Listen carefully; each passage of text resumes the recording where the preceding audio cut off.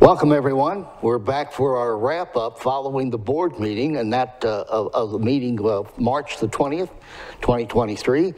With me today, I'm Roger Galloway, the Communications Director for Mojave County.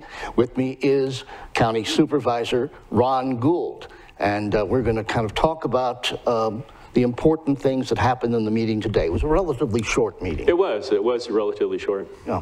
I want to ask you, this question has popped up a number of times, Supervisor, and that is the consent items versus the regular agenda. What is a consent item exactly? The consent agenda is the items that don't require their own hearing. Okay. They don't require a public hearing, or they don't require their own vote. A zoning issue or things like that, a fee increase, that requires its own hearing, but a lot of these other items, contracts and whatnot, don't require their own hearing. So they get put on the consent agenda, and they can be moved and voted on with one vote. But any supervisor can remove items from the consent agenda for individual discussion. And a lot of generally you'll have 4 or 5 every meeting that get removed. And some people seem to get the impression that those are unimportant items, and that's not really true. A lot of times there's millions of dollars going through that consent agenda. And as a habit, I'll pull things off. If I see something with a big price tag, I'm going to pull that off because I think that deserves discussion just because it's a large dollar amount. At this March 20th meeting that we just had, you indeed did pull one, and we took a much closer look at it. That was item 17, I believe, and it was about the rodeo fairgrounds and the contract on naming sponsorship that Anderson Ford of Kingman has. Why did you pull it? Well, actually, a member that spoke earlier at Call to the Public requested that we pull that off for discussion. And it was a good item to discuss. The county took back the operation of the fairgrounds a year or so ago from the Fair Association. And the Fair Association had a contract with a different car dealer for the naming rights for the Mojave County Fair. And with the naming rights, they get their signs on the various buildings, and then they get a sign out by the interstate, which is good advertising. We were going to put that out to bid last year, but it was too short notice. We didn't give enough notice before the fair. So we went ahead and ran out that contract that was issued under the Fair Association, and then this is a new contract. And so we put that out to bid, and we requested proposals from individuals that were interested in advertising and owning the naming rights for the fair. And I think that's a good thing. We have the ability to advertise. We'd like to get the fair to where it doesn't cost the taxpayers any money, that it's actually revenue generating, rather than it being a cost to the taxpayers. Actually, it's kind of a win-win, though, isn't it? You know, for the county with the money and the sponsorship, they get something that they want. Right, they get advertising out of it, and they get to in their own advertising, they'll put that they're the sponsor of the Mojave County Fair for 2023. It's a 5-year deal, so it'll go all the way to 2028. You brought up some interesting questions and concerns about item 26, by the way, dealing with discontinuing the debit credit card service to purchase water from the Golden Valley Improvement District. Why are we discontinuing it? One of the water districts that the county operates, we don't sell water, we run improvement districts, and the improvement district may be a distributor of water. We run the Golden Valley Improvement District, and we run the Horizon 6 district in Lake Havasu, and that area is called Donkey Acres also, so I was going kind of slow. I had to think of the official name rather than, which is Horizon 6. So we run those water systems. The one in Horizon 6 is basically just a residential water operation. We have piping that goes down and goes to people's homes. The one in Golden Valley is slightly different, though, because not everybody has water service provided to their home. Some of the people in that district go to the standpipe, which is actually next to the tank. They'll have a gooseneck so they can fill their water haul trailer up with water, and then they haul that back to their home. They don't want to spend the money to connect to the water system physically, or the water system may not go to their house. because there are people in there that the water system hasn't been extended to their home. So this is essentially a water vending unit. Gotcha. A few years back, they had a program which is similar to what we've went back to now, where I believe though we made them pay up front. I think they had to come in and put a deposit on, and then they got a swipe card, or I think it was a number at that time. They would punch their number in at the standpipe, and it would fill their water tank, and then it would debit their account. A couple of years ago, they wanted to institute a credit card program for that, so that the people, they wouldn't have to have the accounts, and that they could just go and put their credit card into the machine and get their water and haul their water back to their house. Apparently, they're having trouble with the company that was running the billing, and there were some costs that were associated with that we could not pass along to the people that were buying water from the standpipe. And it amounted to, I think it was about $3,400. So they've decided to discontinue that credit card program and go back to billing your account, but they're not going to make you pay up front. You just have to go in and establish an account. And then when you get water from the standpipe, they'll put that on your account, and then they will send you a bill for it. Speaking of discontinuing, in another item that came up, and this is good news to the public for the county fair, is the discontinuation of parking fees. Sure. And that has been actually something that was driving a lot of people a little crazy in the neighborhood who didn't like that whole idea, because people trying to save a little money would park in front of their garage or on their lawn. And it's been a problem for many years. So that has been discontinued, and how is that going to work?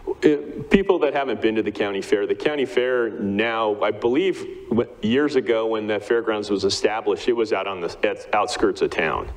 And then over the years, town grew around the fairgrounds, so now we have homes that are right next to the fairgrounds. Well, with that parking fee, if people wanted to dodge the parking fee, they're parking in the neighborhood and walking into the fairgrounds. And the parking fee collected at the gate also created a bottleneck of people trying to get into the fair, so they had to pull up in the driveway, fish their wallet out of their pants or their purse, pay the fee. It takes, might take 2 minutes for somebody to pay that, and all that time traffic's backing up into the neighborhood. So what we decided to do is take staff's recommendation and increase the ticket price $2 per person, and then get rid of the $5 parking fee.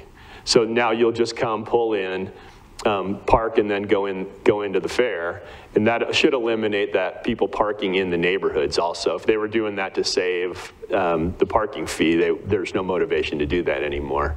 But I did ask staff that we need to make sure that we streamline our ticket sales operation, because if we're going to bring people in faster to the parking lot, we're going to need to be able to move them faster through the ticket booth to get them into the fair, and they have addressed that concern. They've got some credit card tablet devices that they can take payments that way. They'll take cash or take credit or debit cards. So hopefully that'll go smoother. They've reduced the fee for the vendors slightly, maybe about 10%, but part of that was because they're now making them, they won't have to provide their own insurance if they don't want to. They can piggyback onto the county's liability insurance for the fair. So we're hoping that they're going to have to pay for that service. So we'll hope that makes up the difference between there. The other thing I cautioned them about is that if the people complain about vendor fees, people complain about fees all the time. That's just human nature. Because people believe a fee is too high doesn't necessarily mean that the fee is too high. So we'll have to track, do we pick up more vendors because of the reduction in fee or not? So that'll be something. And this is just business 101 kind of things, because effectively we're running a business now since we took over the fairgrounds. And speaking of that, easy segue here on the next item is the jail fees. The jail fees is an item, and that was brought up, item 37. What is the result of that in that decision? We took a look at our jail fees, and the fee that we're talking about is not, I even didn't understand this until I became a supervisor, that we charge the cities when they arrest somebody and they charge them in city court for a misdemeanor or a petty offense. they pay for those prisoners in county jail. If it's a crime that would go to the justice of the peace or the superior court, then the county takes care of that fee. So there's an amount of prisoners that come from the cities to the county jail. That's what we're talking about here. And they're, due to just inflation in general, we have to raise our price. The debate was, staff brought forward a recommendation where we eased the city into the price over a 1 or 2 year period into this new increase. Some of us wanted to go ahead and raise that fee to cover our costs because we really have no way to recoup that money. Essentially, the county's funded by state shared revenue and property taxes, as where cities are have all three of, they have those two options, plus they have a sales tax option also. So if we have no way to generate more money to cover that fee, so we just have to pay that out of our revenue if we don't charge it to the cities. That was more of the debate, I believe, was whether we were gonna raise it, take one big whammy, and it wasn't a big whammy, it was about a 20% increase, which is a big chunk of change, but whether we were gonna take that all in the first year or spread that out a little bit. And in the end, in a split decision, they decided to go ahead and spread that out over a 2 year period. All right. Hopefully we don't continue with inflation though, because then we're gonna continue to be behind the 8 ball. And that's, of course, not good. Right, right. Well, one other item here, we had an opening for a constable in Bullhead City. We had 4 candidates. You met an executive session and talked to the various candidates for that office, and the board chose, correct me if I'm wrong, Herman Nixon. That was correct. Right, and why was he chosen? He has just a lifetime of law enforcement experience. He was a chief down in Surprise. He was the chief for 14 years previously to come into Bullhead City. He was the chief in Williams. So he also had been on the school board. So he has quite a bit of great resume. Yeah, very, very good resume. The other people had good resumes too, but we just thought that Mr. Nixon was a better fit due to his law enforcement experience. So he'll serve out the remainder of Hamilton's term, because this is an elected position, and the reason that we even had the appointment is because the existing Bullhead constable was resigning as of April 4th. So under state law, the Board of Supervisors then interviews candidates and will appoint a replacement. The replacement has to live in that district and has to be of the same political party. So we only interviewed Republicans because only Republicans were eligible, because the previous, the resigning constable was a Republican. Gotcha. Had he been a Democrat or a Libertarian, we would have then had to appoint a Democrat or a Libertarian. Then he'll run for election in 2 years with the other constables. He was not sure that he would run for re-election or not. So we'll see how that plays out. And I personally, I'm okay appointing people to fill the balance of the term and then letting the voters decide who they want to pick for that elected position. That's kind of been my theory since we've made several appointments. All right, anything else you'd like to add? It's spring break. The lakes and the rivers are going to be busy. So use caution. All right, thank you very much. Supervisor Ron Gould. We'll be back with another wrap up following the next Board of Supervisors meeting.